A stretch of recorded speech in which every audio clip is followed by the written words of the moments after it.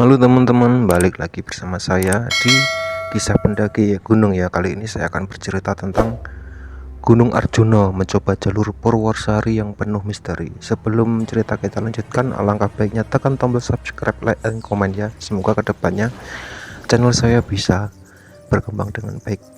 Oke, yang udah subscribe saya ucapkan terima kasih. Oke, langsung aja kita simak.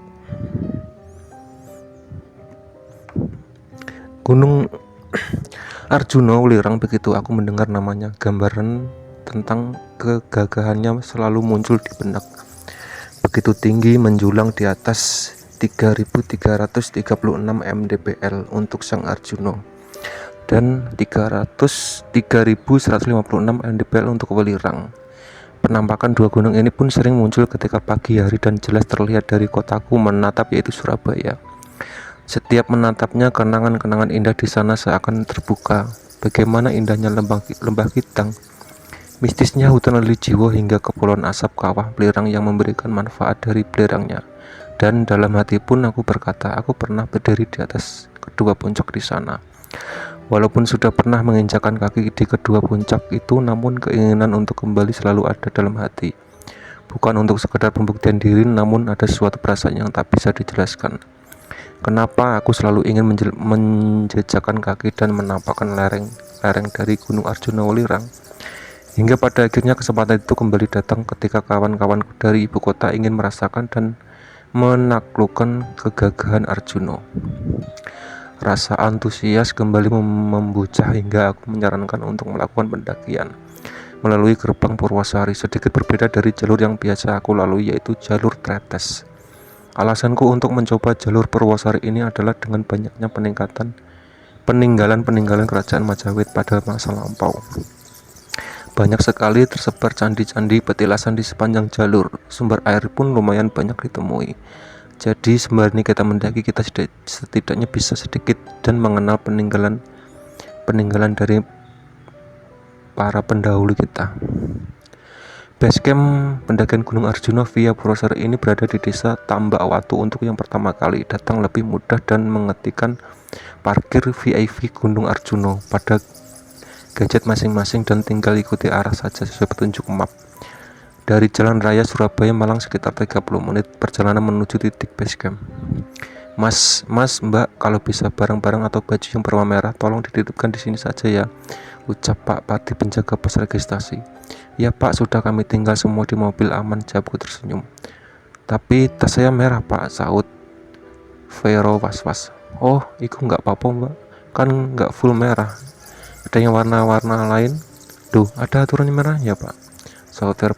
Pokoknya yang dilarang itu full merah Mbak, merah darah gitu. Kepercayaan gunung ini untuk menghindari celaka dan untuk menghormati saja. Jalan dengan jumlah ganjil pun sebenarnya dilarang Mbak di sini, tapi kalian pas berenam ini, jadi aku pastikan aman di situ, aman nanti. Amin, sahut Pak kami semua serentak.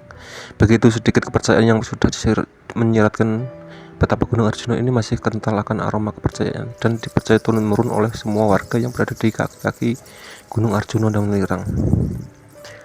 Pos 1 Gua Onto Boigu berjarak tempur sekitar 60 menit dari base camp.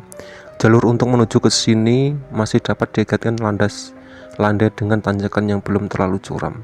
Jalur pun sangat lebar dengan kiri kanan hutan pinus yang menjadi kanopi dari sengatan sinar matahari. Begitu memasuki kawasan Gua Onto Boigu, hutan pinus yang ada semakin merapat hingga menimbulkan kesan adem dan asri. Sekali bau dupa tercium dari beberapa sudut yang memang nampak digeletakkan beberapa sesaji dari peziarah pengaruh kepercayaan kejawen. Gua Onto Boigu ini sendiri pada sebuah cerukan bebatuan yang terletak tak jauh dari hutan pinus. Di depan gua tersebut terdapat sebuah pondok yang biasa digunakan oleh para pendaki dan peziarah untuk melepas penat. Sebuah cungkup dengan arsitektur Jawa tampak berdiri megah dengan altar keramik yang berada di sisi kiri cukup berukuran sekitar 6,5 kali 6,5 meter. Penampakan gua ini pun dari kepercayaan masyarakat sekitar dari nama tokoh pewayang bernama Sang Hyang Antaboga alias Sang Nagasesa. Sang Hyang Antaboga berwujud seperti ular naga dan dikenal sebagai dewa penguasa dasar bumi. Ia mempunyai kemampuan menghidupkan orang mati yang kematiannya belum digariskan, karena ia memiliki air suci Tirta Amerta. Nama Antaboga atau Anantaboga artinya naga yang kelakon tidak mengenal batas. Kataannya artinya tidak, anta artinya batas dengan kata boga atau boga. Artinya kelakon yang kelakonannya tidak mengenal batas, maksudnya adalah ular naga yang biasanya luar biasa. Sebuah patung naga pun dibangun oleh para pengurus kawasan ini tepat di samping hutan pinus di pintu masuk. Patung ini mungkin sebagai gambaran bagaimana perwujudan sang naga. Pos 2 tanpa wono dan sendang kunti. Pelan-pelan saja, kalau nggak kuat ya istirahat dulu, ucap Pak Katijan, seorang peziarah asal Surabaya, bertemu di pos 1 dan kini berjalan menuju pos 2. Iya Pak, kayaknya badan kaget karena jarang olahraga, sahut seperti semberenget, kelengah pelan. Usia dari Pak Kajan aku berkiraan sudah lebih dari 50 tahun, namun dari raut wajahnya tak sedikit pun aku temui gestur kelanda dirinya. Badan kurus, tanpa jaket, sandal jepit, tas punggung kecil dan air minum. Tapi jika sudah berjalan kami berenam yang jauh lebih mudah dengan mudahnya tinggal oleh Pak Katijan. Seberapa kali dia pun berhenti untuk menunggu kita yang jauh tertinggal di belakang. Gimana, masih kuat? Sambil melempar kesenyuman yang menentukan. Bapak kok kuat sekali sih? Sudah biasa kesini kok, dari tahun 80. Aku sering bolak-balik kesini. Nanti istirahat di pondokan saya di pos Tampo Ono ya, celoteh sang bapak, kemudian kembali melesat menapaki jalur pendaki yang mulai menanjak curam. 90 menit sudah berjalan, akhirnya kami tiba di pos 2 bernama Tanpowono. Keadaannya pos ini lebih semarak dibandingkan pos 1 tadi, karena banyak pohon para peziarah di sini. Beberapa warung pun nampak mudah ditemui dan tiba-tiba hujan deras pun jatuh. Akhirnya kami pun tunggang langgang masuk ke salah satu warung yang ada. Tanpa Ono ini sangat terkenal bagi para pendaki ketenangan dan keindahan Gunung Arjuna. Ada beberapa petilasan juga di sini, menjadikan Tanpa Ono salah satu pusat aktivitas para peziarah. Petilasan yang pertama kali petilasan Eyang Abisaka dengan jalan setapak yang ditata rapi dengan semen, disertai kiri kanan jalan dibentuk taman-taman yang sangat rapi dan bersih. Nama Abiyasa merupakan tokoh pewayangan bergelar begawan yang dikenal sakti. Dalam cerita pewayangan, ia dipercaya sebagai orang yang menulis wilayat keluarga Barata. Tak jauh dari petilasan Eyang Abiyasa terdapat pula sendang Dewi Kunti, yang kononnya jika airnya diminum dapat memberikan keluhuran jiwa serta selalu ingat Yang Kuasa. Di sini juga terdapat pondokan Dewi Kunti. Dalam pewayangan merupakan sosok perempuan cantik yang merupakan ibu dari Pandawa 5. Dan tepat di warung yang kami kunjungi terdapat petilasan Eyang Suketrem. Lokasi petilasan ini dinaungi oleh pohon-pohon besar sehingga terkesan wingit dan angker.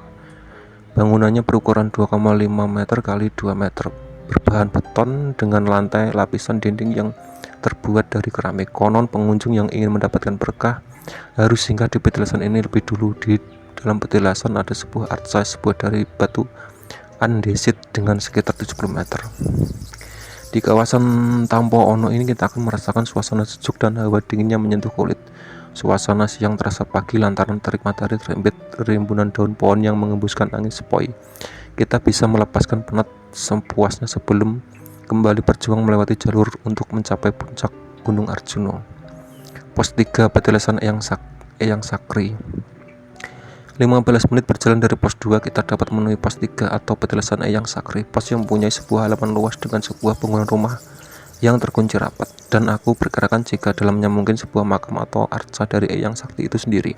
Karena memang perjalanannya yang masih singkat, kami pun melanjutkan pendakian. Pos 4 petilasan Eyang Semar.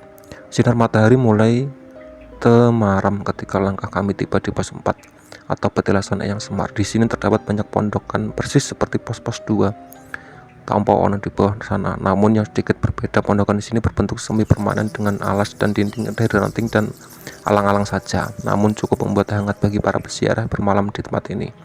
Sudah berapa lama di sini, Pak? Tanyaku pada seorang peziarah yang pondoknya kami singgah untuk beristirahat. Sudah 2 minggu lebih di sini, Mas, sautnya memberi tersenyum. Wah, lama sekali ya, Pak. Di sini gitu ngapain, Pak? Ya, menyepi, puasa sambil berdoa. Memang rata-rata orang kesini lebih dari seminggu, bahkan ada yang tahunan juga, sautnya kembali.